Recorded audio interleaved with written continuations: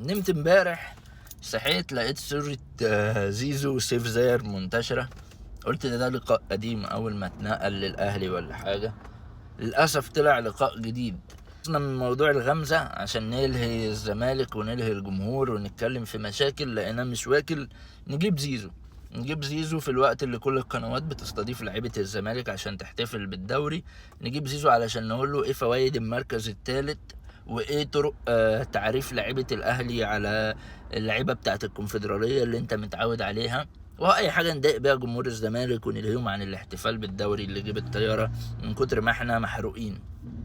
زيزو بيقول انا وبابا اللي حصدناه ولا اللي زرعناه في الزمالك بتحصد دلوقتي. يا كابتن زيزو احنا جايبينك من المنيا ب 8000 جنيه وعلبتين تونة على 4 اقساط.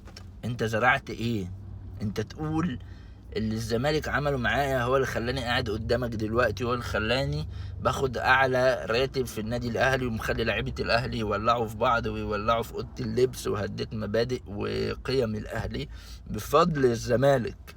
وزيزو بيقول لك الزمالك فيما معناه يعني ما خسرنيش علشان الموسم مشي كده، فبيقولوا انما لو كان الموسم مشي بطريقه تانية كنا هنقول ان احنا خسرنا زيزو ماديا وفنيا. اللعيب بيتكشف، انت رحت الاهلي اتكشفت، شفت الفرق بينك وما بين حسين الشحات لما بينزل وتأثيرك وتأثيره.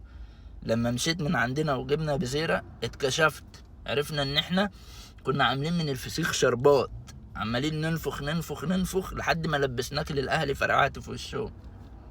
وبعدين يا عم زيزو، مادام انت اللعيب الحارق الخارق، ما جبتلناش انت بطولة افريقيا ليه في 6 سنين ولا 7 سنين لعبتهم في الزمالك؟ خسرت نهائي القرن من الاهلي وانت معاك بن شرقي ومع طارق حامد ومعاك. فانت مش علشان تبقى تعمل كيد نسوان ومشطشط وحراق تطلع نفسك جاهل. انت كده بتقصف جبهة نفسك لما تحاول تتريق على الزمالك انه ما خدش بطولة افريقيا، وانت كنت بتلعب في الزمالك وما خدتش بطولة افريقيا، فكده الرصاصة بترد في صدرك. فاهمني؟ ايه بقى اللي يخلي لعيب زي زيزو يتمرع قوي كده، يقعد يتكلم انا الجامد، انا اللي على طول ده حكالي، انا اللي ما فيش مني اتنين؟ ان واحد زي رئيس النادي الاهلي لعيب بيخسر من لعيبتي، واخد منه بطولة افريقيا، بكسبه في الدوري اخده واديله فلوس اكتر من لعيبتي اللي بتكسبه اللي هم احسن منه، فلازم يتمرع.